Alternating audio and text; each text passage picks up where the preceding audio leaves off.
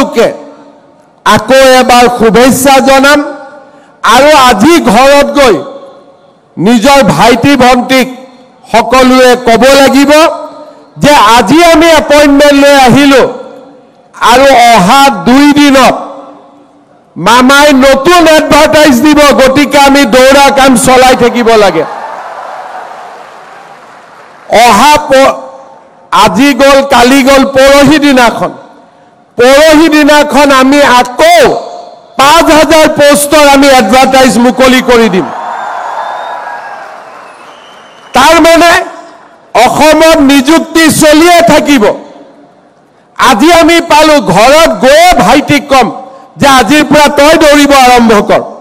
কাৰণ এডভাৰটাইজ আৰম্ভ হৈ গ'লেই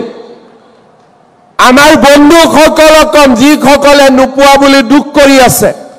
যে তহঁতি চিন্তা কৰিব নালাগে আকৌ পোষ্ট ওলালে আকৌ চেষ্টা কৰিব লাগে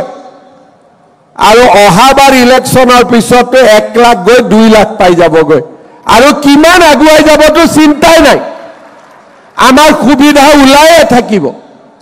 আৰু তাৰ কাৰণে আমি সকলোৱে পৰিশ্ৰম কৰি থাকিব লাগিব আৰু সকলোৱে নিজৰ দায়িত্ব